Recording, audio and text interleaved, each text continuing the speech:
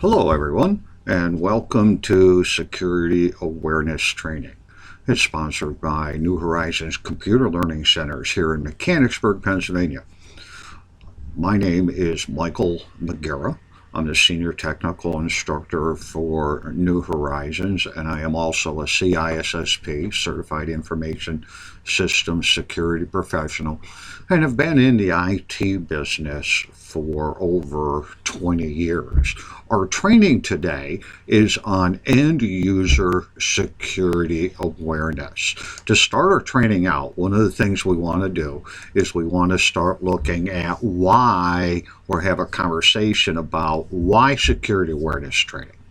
With security awareness training, our whole goal is we need to know what we can do to better protect our data, our computer systems, our personal information from the bad guys. The bad guys being the hackers. Okay, and that's what we're going to talk about during this presentation.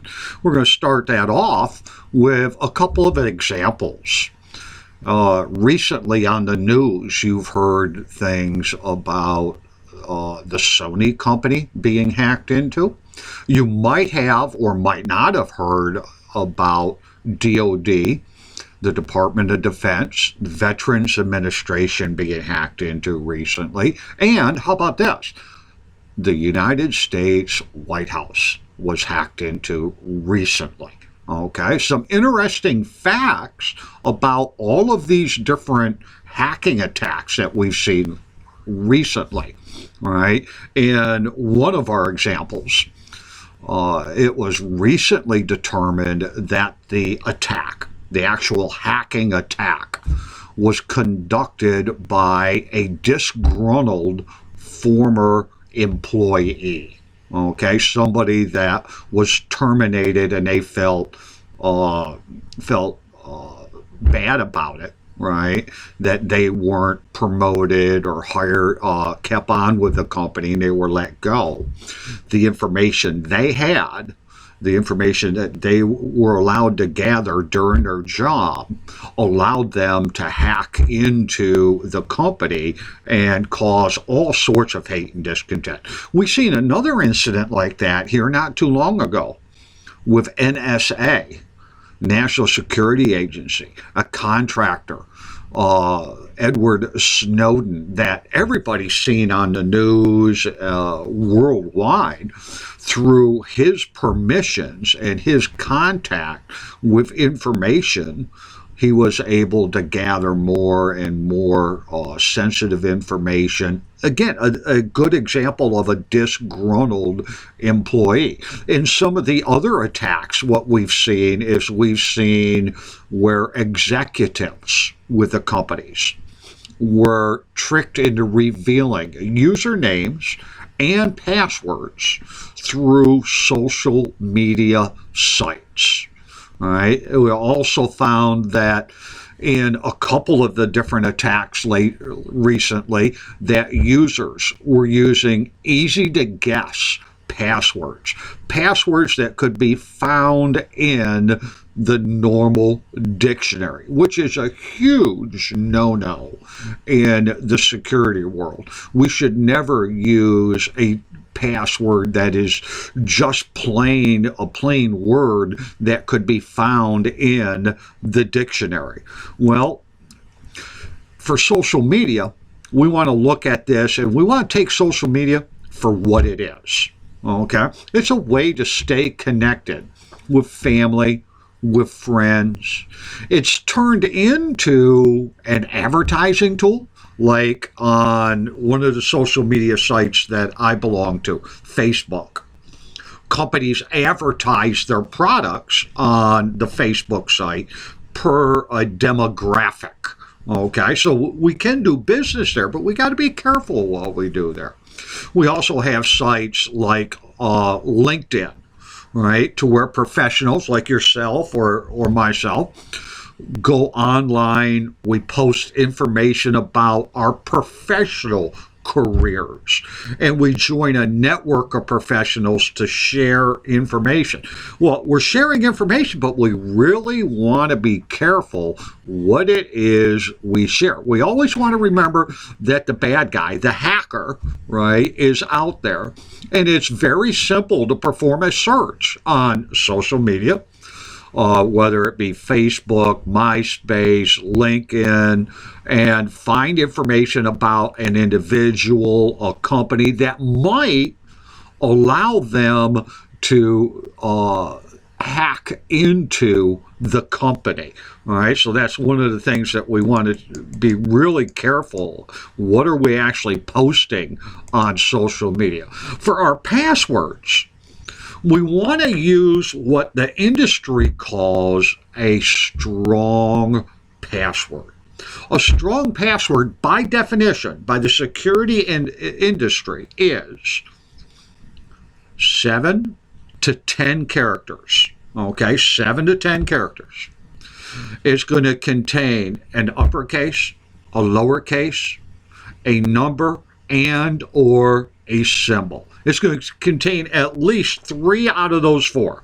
It's going to have one uppercase letter, one lowercase letter, a number, and or a symbol. Now, as we're using passwords, how often do we change them? In a corporate environment with important, confidential company data, those passwords should be changed no less than every 60 days. No less than every 60 days. For normal public information, corporate data, public information, non-private, non-confidential, our typical corporate password policy is 90 days. This is where your user password comes in. You hit Control-Alt-Delete on your keyboard, you put in your username, and then you type your password. That password in most corporate environments is changed every 90 days. Now, your corporation might follow 30 days, 45 days, 60, 90, but 90 is about average. The more we change it, though, the more secure it's going to be. This way, if the attacker grabs that hash, grabs that password hash, and they're able to capture it, they only have a short period of time in order to attack that hash, crack it, so they have your current password. Now that's corporate environment. Look at your information, your personal information, your email. How about your web banking password or the credit card password that you use for online? When's the last time you changed that? Or better yet, have you ever changed it? How many of us try to use the same password for literally everything that we do today? Okay. I know different environments, different users, they try to keep one password for everything. This way they don't have to remember all these different passwords. Well, stop and think about that for a minute. Here's the problem. If we use the same password literally for everything that we do, and the hacker is able to go out, capture that password, and crack it, now they have one password to get into all of your personal data. So passwords are huge. When choosing a password, choose it wisely. One of the things the industry recommends is using a passphrase. Make up a saying. What I normally tell users is you have 4 seasons: winter, spring, summer, and fall. You have 4 hobbies. You have something you like to do in the wintertime. Make a saying out of it. I like to go skiing. And then take the first letter of each word Make it uppercase, lowercase, a number, and a symbol. Now you have a saying. You're not going to forget what you like to do for a hobby. Okay, that's one way to do it. Now, next thing we want to talk about here real quick is email. Email is huge. Can you imagine businesses today with no email? And we couldn't just answer email during the daytime? How would we ever communicate? It's also one of the most common ways to get infected with malicious code. Malicious code, I kind of group everything together into malicious code. We're talking about viruses and worms and Trojan horse programs and rootkits and logic bombs, are all types of malicious code. With email, one of the big things that you want to look at, if you look at this first bullet for a second, don't open any email attachment without first knowing what it is you're opening and making sure that your antivirus software scan those attachments for malicious code. That's one of the huge ways. I can create an attachment and send it to you. It contains a virus. You double click on it real quick, open it up. I give you some miscellaneous information, and when you open it up, you have a virus. Don't open emails that are not specifically addressed to you by name. I'm talking about, how about the emails, and we've seen them. I have a couple of examples here in a few minutes. How about dear customer or valued customer? You know, those general emails, the ones that are not, you didn't solicit an email from that particular company. Okay, you don't want to open those up unless they're addressed to you by name. Okay, that's one of the ways that an attacker, a hacker, will perform phishing. Okay, they'll even take a file and make a zip attachment to it. If you get an email with a zip attachment and it's addressed to valued customer or dear customer, or doesn't have a salutation for your name and information, take that zip and immediately junk email it. Right? Immediately junk email that. Don't open that zip file up, because chances are when you open that zip file up, you're infected with a virus. Right? And then one of the big ones that we see is that unsolicited email. Right? Rule of thumb, don't open any unsolicited email from sites that you don't know anything about. Look at that address, right? Is it a site that you normally deal with?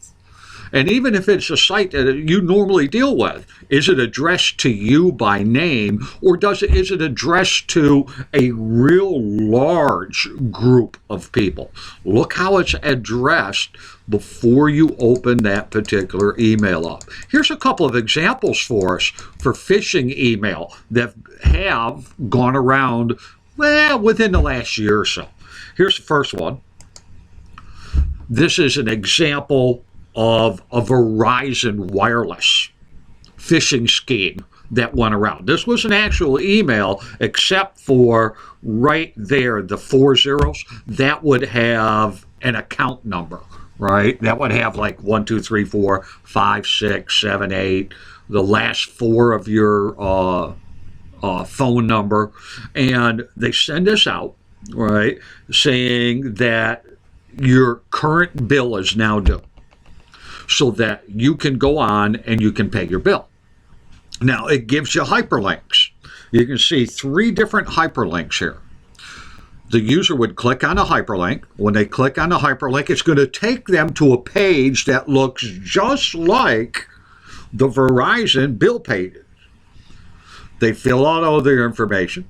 They put in their credit card information. They hit submit, and as soon as you hit submit, the attacker, the hacker, has all of your personal information, all of your credit card information, the whole 9 yards. Now they can use your credit card, PIN number, and ring up countless charges on your credit card statement.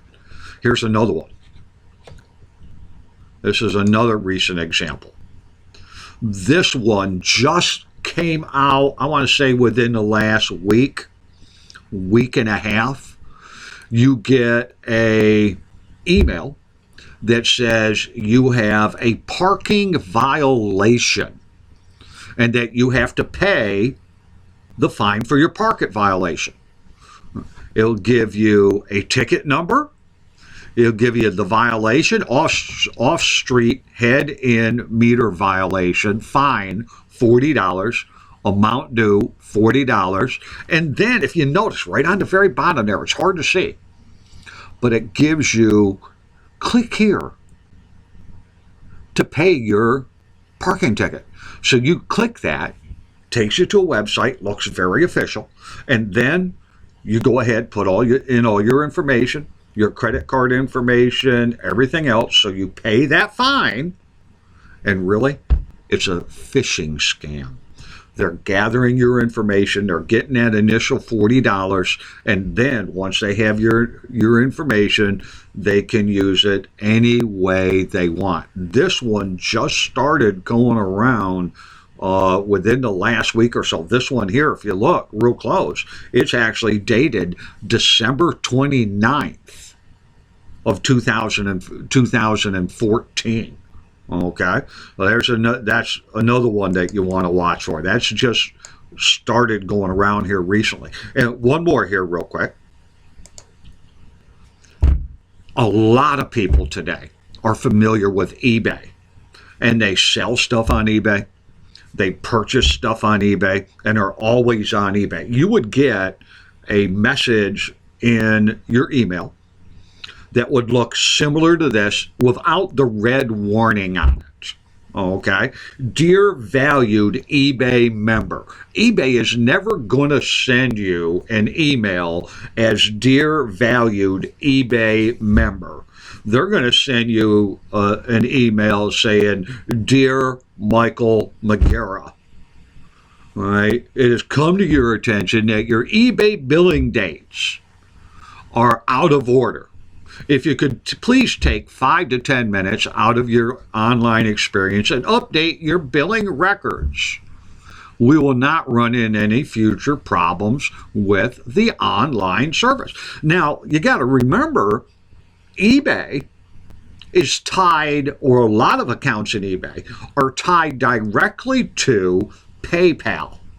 So when you update that information, what information are you updating? You're updating your PayPal information. So you're giving the attacker your PayPal information. Now, 2 days later, or later that day, all of a sudden, you have $2,000-$3,000 worth of charges on your PayPal account because they were able to gather your information. And this is just another one. This is an example of phishing. Fishing is really unique. It's just like going fishing at a lake or a stream, right? The bad guy, the hacker, will take these examples that I gave you, and they'll send out thousands upon thousands upon thousands of these emails, hoping for one bite. Just like you're fishing along the stream. You cast that lure out 1,000 times, and finally you get a bite. You set the hook, you reel it in, and hopefully it's a real big fish. That's the same thing that they're doing here. They're sending out thousands upon thousands of email. Somebody fills out the information, and hopefully it's a big fish. Somebody that has a large bank account with all sorts of money, and then they're able to withdraw that money. Now, there's some good examples with phishing and email. Right? If you ever do receive an email similar to the ones that we were just talking about, here's a couple of ideas for you. If you're at work, right, immediately notify your network administrator, an IT professional, somebody in the IT department, right? Immediately notify them so they can let everybody in the company know that, hey, this is coming in. Don't do anything with it. And they can tell you how they want you to delete it or handle it. That's at work. But how about at home? What do we do at home? You can't contact the IT department, right? At home, most of the emails that you'll receive will be from a company. Wells Fargo, right? Or eBay, or a bank. Call customer service. Get the customer service telephone number for that particular company. And then call customer service and let them know, hey, I just got an email from your organization and it wants me to update my information. Well, first of all, do you have an account with that organization? Because a lot of times you won't even have an account there. I can't tell you how many times I've got emails for credit cards to update my credit card information, and I don't even have a credit card with that banking institution, right? So call customer service. Especially, this way you're able to double check and verify that the email is legitimate. Okay? Now, let's move on a little bit and let's talk about desktop security. At work, what do we do to protect our desktop and our computer systems? You're at work, you need a coffee break. So you get up, go over to the coffee machine, grab a cup of coffee, stop and talk to one or two people along the way, right? And then come back, sit down at your desk, and pick up where you left off. Did you leave your desktop unlocked? Did you leave your screen active? Whenever we're at work, in a working environment, a rule of thumb is, as soon as you get up, you want to lock your computer. Control, Alt, Delete. That's all we got to do. Control, Alt, Delete. The same keys that we use to log on, we use to lock the computer. We hit Control, Alt, Delete. We click on lock. Takes us, 2 seconds. Then we enable, and this is normally going to be done on the domain side by your administrators. They'll create a group policy, or you can do it on your computer as well. Use your screensaver and have a password protected screensaver. So that screensaver comes on, and for it to go away, you have to have the password for the user that's logged on to that computer at the present time. Okay? Great idea. Helps protect the information that you have on your computer while you're not there. Well, how about while you are there? If you were to take your ATM card and go to the ATM machine, if you're like me or most people, as soon as you try to go to the ATM machine, what do? You start looking around. You go this way, and then you go this way to see who's standing there and make sure they're not watching as you punch in your PIN number. How about at work? When you're working on information, not everyone has the need to know, the right to know, the information that you are working on. Some of it could be HIPAA. It could be PII, personal identifiable information, dates of birth, social security numbers, employee records. So we really have to be aware of our surroundings. Somebody could be looking over your shoulder. That's called shoulder surfing.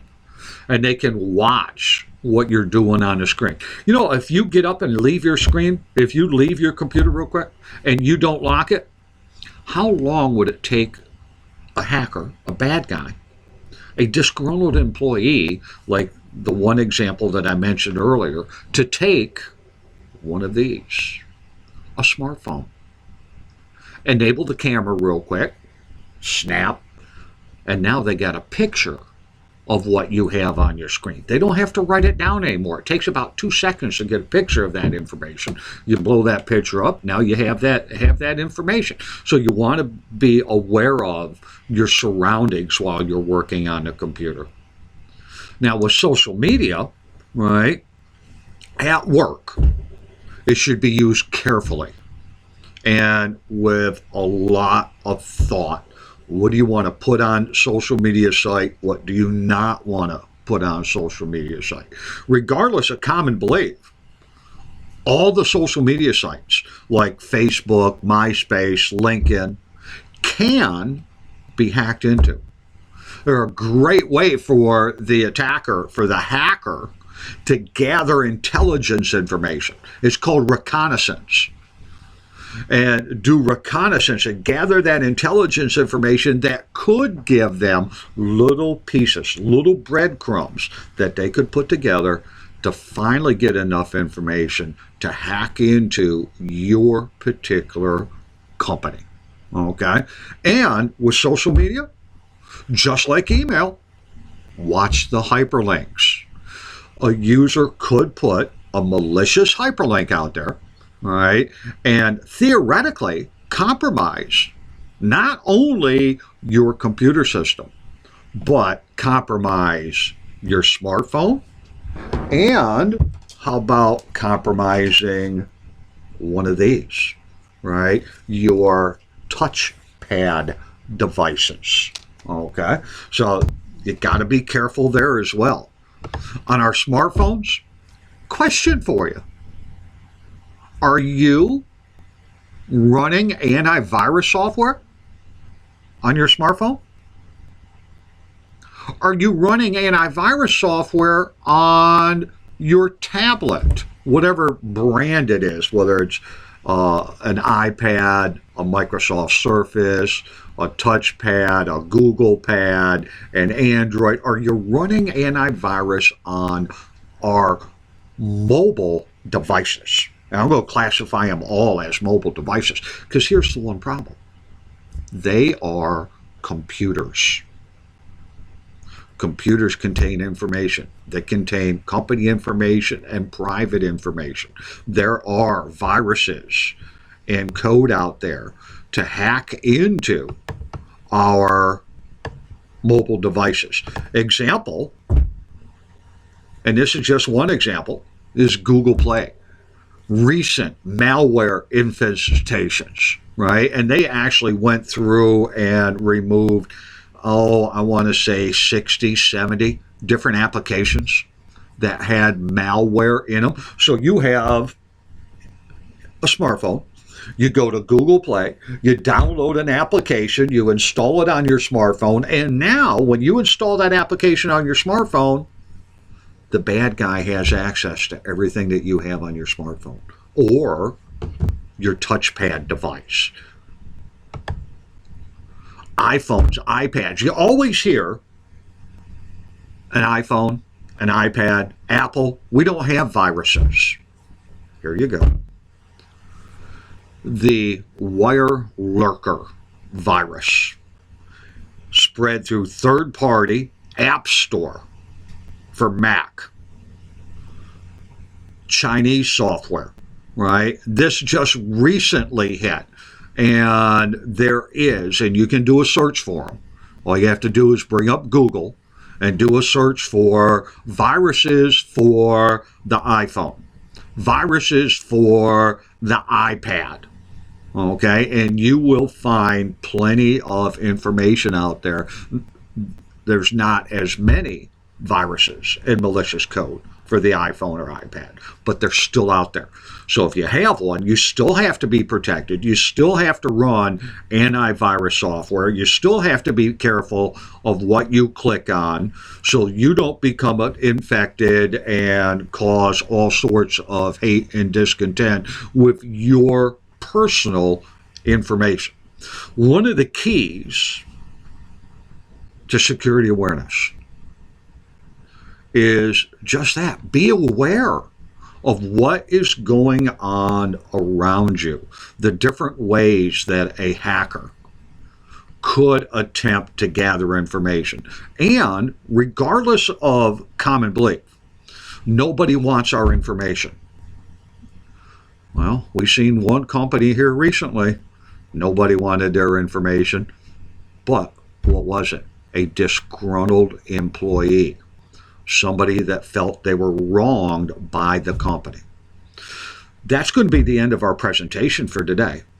I hope you have learned some valuable information, something that's going to make you a little bit safer using the computer system, the internet, and email. Thank you for joining us, and have a great day.